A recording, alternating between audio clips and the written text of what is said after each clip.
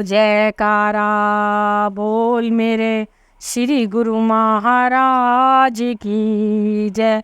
बोलो साचे दरबार की जय। बोलो श्री आनंदपुरवासी भगवान की जय। परमात्मा का साकार स्वरूप संत सत्पुरुष जगत में प्रकट होकर भक्ति के उच्च उद्देश्य को पूर्ण करने में सक्षम होते हैं। भक्ति भक्त भगवान अर्थात भक्ति करके भक्त जब भगवान को पाने की ओर पग बढ़ाता है, हृदय में अनन्य प्रेम का स्तोत्र एकाकार होने की लगन में मग्न होता है, तो संत सत्पुरुष सद्गुरु के स्वरूप में गुप्त प्रकट होकर अथवा निराकार साकार रूप दर्शाते हैं। वेद ग्रंथ जिनके साक्षी बनकर गुणानुवाद गाते हैं। श्री प्रयाग धाम में श्री प्रयाग सरोवर के शुभ मुहूर्त की खुशखबरी ने जन मन में क्रांति ला दी थी। सब ट्रेनों में प्रेमी गुरुमुखों की संख्या इतनी अधिक थी कि उन दिनों में अन्य यात्रियों को अल्प सीटें ही मिल पाई थी, यानी कि ट्रेनों में पूरी की पूरी सीटें श्री प्रयाग धाम के नाम से रिजर्व थीं। ऐसे ही जम्मू से चलकर पूना तक आने वाली झेलम एक्सप्रेस ट्रेन में गुरुमुख जन श्री सद्गुरुदेव जी महाराज के गुण गाते हुए और उनकी महामहिम लीला सुनाते हुए आनंद मगन थे। रात्रि का समय था। अचानक आगे की ओर जाती हुई ट्रेन पीछे की ओर चलने लगी। कुछ एक लोगों का ध्यान इस भयावह दृश्य की ओर गया। देखते ही देखते पूरी ट्रेन में दहशत फैल गई। ऐसा क्यों हो रहा था और अब क्या होगा? गुरमुख सेवकों ने उच्च स्वर में नाम की धुन लगा दी। 1 मील पीछे की ओर जाकर ट्रेन रुक गई। थोड़ी ही देर में वास्को डी गामा से चलकर दिल्ली की ओर जाने वाली गोवा एक्सप्रेस 7 वाली पटरी से होकर निकल गई। श्री सद्गुरुदेव जी महाराज ने भक्त वत्सलता का साक्षात स्वरूप दर्शा दिया। इधर श्री प्रयाग धाम में साय समय से ही श्री प्रभु जी मौन मुद्रा में गहरी समस्या का निदान करने में संलग्न थे। भावी का विधान भी टल जाए और भक्तिवान को भक्ति का बल मिल जाए, इसी हेतु इस महान कार्य को पूर्ण किया। हुआ यह कि रात्रि का समय था। उधर झेलम एक्सप्रेस जम्मू से पूना की ओर आ रही थी और इधर से गोवा एक्सप्रेस पूना से होती हुई दिल्ली की ओर बढ़ रही थी। मार्ग में गलत सिग्नल मिलने से वह उस पटरी पर चल पड़ी जिस पटरी पर झेलम एक्सप्रेस आ रही थी। दोनों ट्रेनें तेज रफ्तार से चलती हुई कुछ ही दूरी के आमने सामने थी कि ट्रेन चालक का दिल दहल उठा। एकदम उसे एक नूरानी छवि के रूप में ऐसा प्रतीत हुआ कि वे उसे गार्ड बनकर ट्रेन को पीछे ले जाने का संकेत देते जा रहे हैं। उसी ईश्वरीय शक्ति के बल से वह ट्रेन को पीछे ले जाता गया। 1 मील के पश्चात उसी संकेतानुसार उसने ट्रेन को रोक दिया। उसने पुनः नतमस्तक हो उस ओर निहारा तो सामने फिर वही श्री छवि मुस्कुराते हुए आशीष देकर अंतर ध्यान हो गई। उस ट्रेन के रुकने पर कुछ यात्रियों ने नीचे उतरकर इसका कारण जानना चाहा। सबके दिल की धड़कन तेज होकर यह बतला रही थी कि ट्रेन का उल्टी दिशा में चलते जाना किसी महान रहस्य से कम नहीं। इतना बड़ा संकट टल गया, यह किसी महापुरुष की अकारण कृपा का ही फल है। सचमुच विदित हुआ कि दोनों ट्रेनों के आमने सामने की टक्कर से बचाने वाले रक्षक परमात्मा स्वरूप सत्पुरुषों ने बचा लिया। ट्रेन के इंजन के साथ वाले डिब्बे में बैठे हुए कई प्रेमियों ने इस चमत्कार को प्रत्यक्ष देखा। श्री परमहंस दाता दयाल जी दोपहर 11 बजे के लगभग बड़े सत्संग हाल में विराजमान हुए और फरमाया, महात्मा जी, झेलम ट्रेन से आई हुई संगत को पहले हाल में भेजा जाए। संगतें भी बसों से उतरती हुई श्री दर्शन पाने के लिए आतुरता से हॉल में पहुंच रही थी। श्री प्रभु जी की श्री आज्ञा सुनते ही उन्होंने सामान भी वहीं छोड़ दिया। इन संगतों को सबसे आगे स्थान दिया गया। आपने आशीर्वाद देते हुए कहा कि सभी प्रेमी ठीक ठाक यहाँ पहुँच गए हैं, सब प्रसन्न कुशल हो। सबने इस महान कृपा के लिए आभार प्रकट किया। ट्रेन चालक ने श्री चरणों के समीप खड़े होकर रात्रि का पूरा वृत्तांत निवेदित किया। आपने आशीर्वाद देकर उसका दामन खुशियों से भर दिया। संगतों की जुबानी प्रभु कृपा की कहानी वायु वेग की तरह सहस्त्रों ने सुनी तो अन्यासी सबके मुख से निकल पड़ा कि यह अदम्य शक्तियों के स्वामी हैं हमारे महाप्रभु जी। महापुरुषों के अनंत उपकार और आत्मीयता का विस्तार अनंत कोटि ब्रह्मांडों की प्रभा लिए असीमित है। उस प्रभा की एक किरण को आलोकित कर भक्तिवान हृदयों को सत्प्रेरणा मिलती है। वे प्रेम भक्ति निष्ठा से परिपूर्ण हो जीवन को आनंदमय बनाते हैं और स्वयं को धन्य बनाते हैं। श्री प्रयाग शांति भवन। महापुरुषों की दृष्टिकोण सार्वभौम स्वर्णगीर्ण होता है। अध्यात्म का उच्च उद्देश्य युग युगांतरों तक जीवों को आत्मिक उन्नति की ओर अग्रसर करता रहे, इसके लिए उपासना स्थल निर्माण करवाते हैं। मानव जन्म में सुमिरन ध्यान के अनुपम साधन को प्राप्त कर जीव अपनी जीवात्मा का कल्याण कर सके, इस हेतु ऐसे स्थानों की रचना करने के लिए रहस्य प्रकट करते हैं। श्री सद्गुरुदेव जी महाराज श्री पंचम पातशाही जी श्री प्रयाग सरोवर की नींव के शुभ उद्घाटन के पश्चात इसके पश्चिम की ओर जिस स्थान पर विराजमान हुए वहां अब श्री प्रयाग शांति भवन का निर्माण हुआ है। वहां पर आपने सब प्रेमी गुरुमुखों को भजनाभ्यास पर बिठाया। महाप्रभु जी के अलौकिक दिव्य आकर्षण और भजनाभ्यास से रोशन प्रभा को पाकर धरती ने अपने आप में एक नई स्फूर्ति और ऊर्जा को पाया। आपने सांकेतिक रूप में बतला दिया कि यहाँ पर तीर्थ धाम में स्नान के साथ भजनाभ्यास के स्थान का संगम स्थल आत्मोन्नति को गौरवान्वित करेगा। आपने इसकी नींव सन 1994 में रखी तथा इसका शुभ नाम श्री प्रयाग शांति भवन फरमाया। श्री प्रयाग सरोवर के निर्माण कार्य के साथ साथ ही अब यहाँ पर भी सेवा और श्री दर्शन के अनुपम नज़ारों से सबको निहाल करते। यहाँ के सारे भूभाग में पथरीली चट्टानों को समतल भूमि में परिवर्तित कराया। पीछे शिमला पहाड़ी की ओर नींव की खुदाई की तरफ अत्यधिक सतर्कता से कार्य करने का आदेश दिया, क्योंकि शिमला पहाड़ी का स्तर इस भवन से काफ़ी ऊंचा था। खुदाई के समय पूरी पहाड़ी के नीचे गिर जाने का भय था। इसलिए आपने महात्मा जी को फरमाया कि इस कार्य को पूर्ण सावधानी से किया जाए। नींव की खुदाई के समय आप स्वयं विराजमान रहते। जैसे ही नींव में दृष्टि डालते वहां पर पत्थर जरा भी इधर उधर ना होते हुए एक ही सीध में कटते जाते। आपकी कृपा दृष्टि से वहां पर कोई भी विघ्न ना आने पाया। आपने कई बार यहाँ पर विराजमान होकर सेवा और भजन के महत्व को दर्शाया। गुरुमुखों को संबोधित करते हुए आपने एक बार अपने पावन वचनों में फरमाया, जिन सौभाग्यशाली जीवों को सत्पुरुषों की संगति व समीपता प्राप्त हो गई है, उन्हें यह ज्ञान हो जाता है कि संसार के पदार्थ एवं प्रपंच एक भ्रांति मात्र है। सच्ची वस्तु तो मालिक का नाम और भक्ति है। सत्पुरुषों का सानिध्य में आने से और गुरुमुखों की संगति करते रहने से माया के सब पर्दे हट जाते हैं और सेवा की भावना जागृत होती है। गुरुमुख अपने मन को सेवा और नाम से निर्मल करके इसमें केवल ईश्वर का प्रेम ही भरते हैं।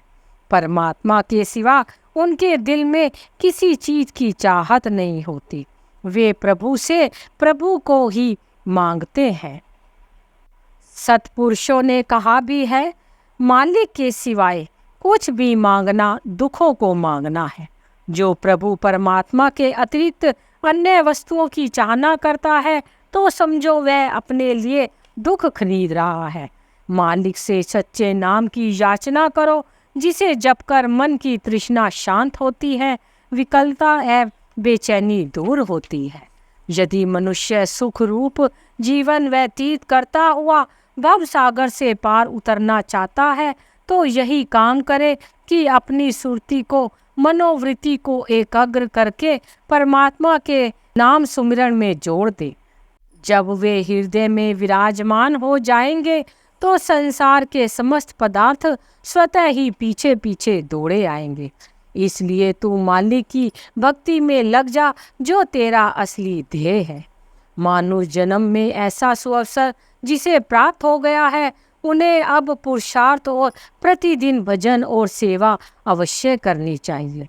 जो प्रतिदिन इस शब्द की कमाई करेगा और श्री दरबार की निष्काम सेवा करेगा, वह काल और माया के भय से बच जाएगा और निर्भय होकर भव सागर से पार उतर जाएगा।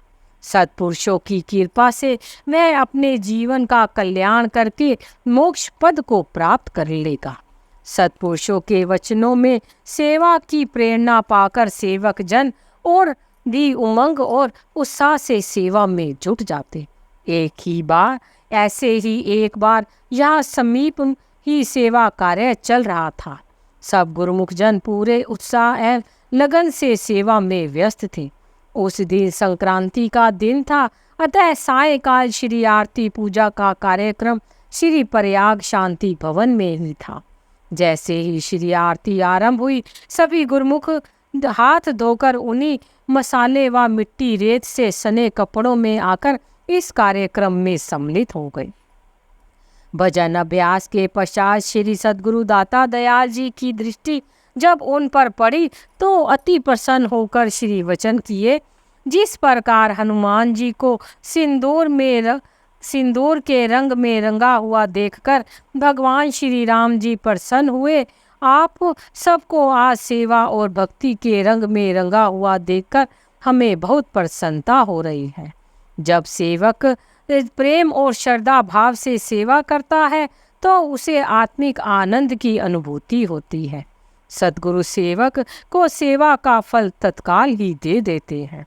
यह नहीं है कि सेवा आज की है और फल 10 वर्ष के पश्चात मिलेगा। जो सेवक सेवा को सद्गुरु का उपकार समझकर करता है तो वह कभी अकेला नहीं होता, बल्कि सद्गुरु स्वयं से सदैव उसके संग साथ होते हैं। इस स्थान का निर्माण कार्य तीव्र गति से चलता रहा और 2 वर्ष की अवधि में भव्य रूप में बनकर पूर्ण हो गया।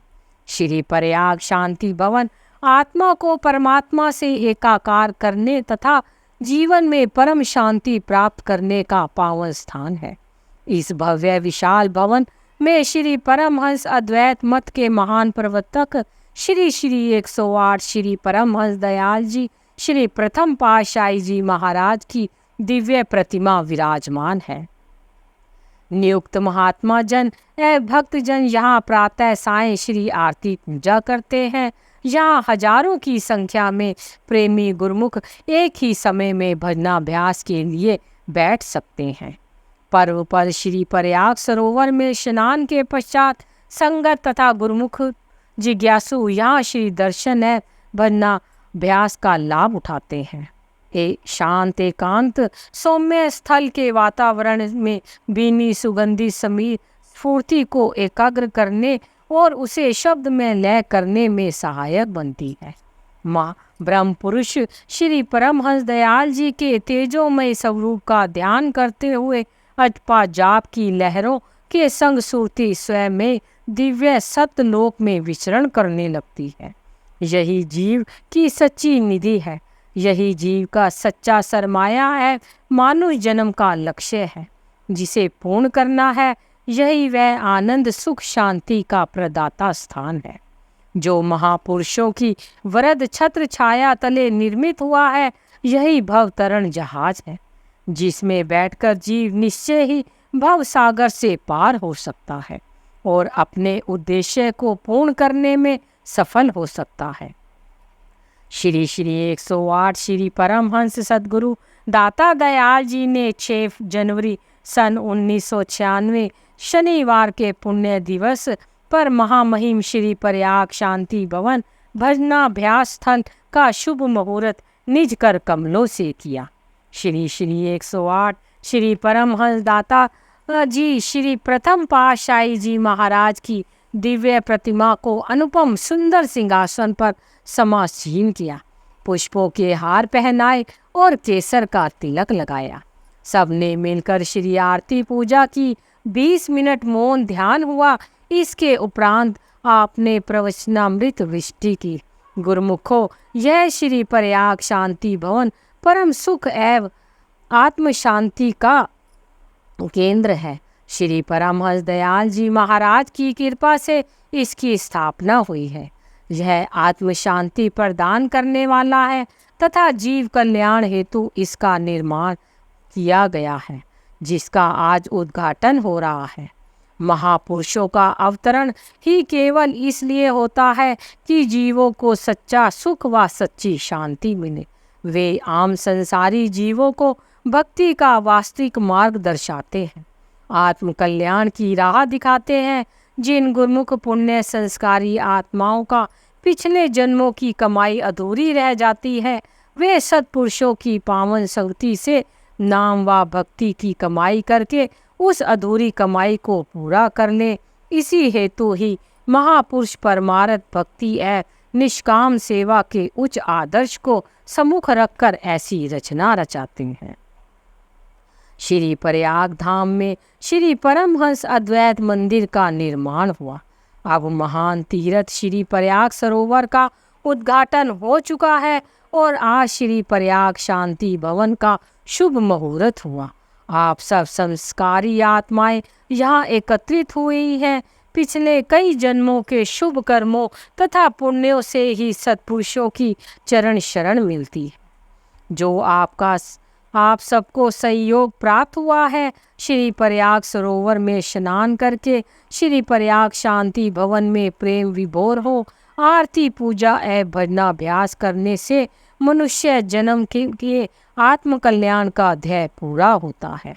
आप सब अनुभव कर रहे होंगे कि ऐसी अनमोल वस्तु, ऐसा दुर्लभ स्थान तथा ऐसी अनमूल्य दात पिछले कई जन्मों के पुण्यों से ही मिलती है। इसको पाकर आत्मा प्रफुल्लित होती है, सच्चे आनंद एवं सच्ची शांति से भरपूर हो जाती है। दोहा। कई जन्मों के पुण्य से पाई मानुष दे, मालिक की कर बंदगी जन्म सफल कर ले। अतः गुरुमुख जन महापुरुषों के बताए हुए आत्म कल्याण के नियमों को अपनाकर सहज में ही परम शांति एवं परम आनंद को प्राप्त कर लेते हैं। इसी में ही महापुरुषों की प्रसन्नता होती है। आज के इस सुंदर अवसर की महिमा का वर्णन नहीं किया जा सकता। यह अवर्णनीय है। यही सच्चे सुख और सच्चे आनंद का स्तोत्र है। यह सौभाग्यशाली अवसर और अनमोलक घड़ियां गुरुमुख प्रेमियों को सदैव मिलती रही, यही महापुरुषों का वरदान है। सब संगत श्री अमृत प्रवचनों का रसपान कर कृतकृत्य हो गई। स्तुति के भजन गाए गए। इस प्रकार इस समागम से सबने पूर्णता लाभ उठाया और जीवन को सार्थक बनाया। श्री प्रभु जी की मौज और आज्ञानुसार महात्मा तथा भक्तजन श्री प्रयाग शांति भवन में प्रतिदिन 1 घंटा भजनाभ्यास करते।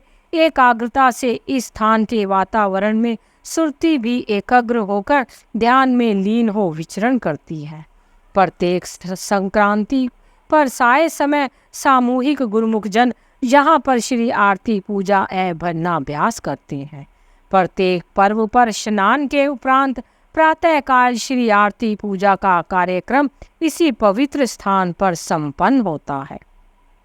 अपने प्रत्येक गुरुमुखों को परिपक्वता और दृढ़ निष्ठा से 5 नियमों की पालना करने का दिव्य संदेश दिया और साथ में ही 1 घंटा भजनाभ्यास की आवश्यकता बतलाया। यह वरदान भी दिया कि जो इस नियम साधनों को की सच्ची लगन से पालना करेगा उसके हम लोक के जिम्मेवार तो बनेंगे ही और परलोक में भी उसकी संभाल करेंगे। श्री प्रयाग शांति भवन महापुरुषों की कृपा दृष्टि का स्तोत्र बन भजन सुमिरण ध्यान के लिए अखंड सुख शांति प्रदाता बन गया। यहाँ के शांत एकांत वातावरण को पाकर स्वयं में ही सुरती शब्दाभ्यास से में जुड़ती है और दिव्य आनंद की अनुभूति करती है। बोलो जयकारा बोल मेरे श्री गुरु महाराज की जय।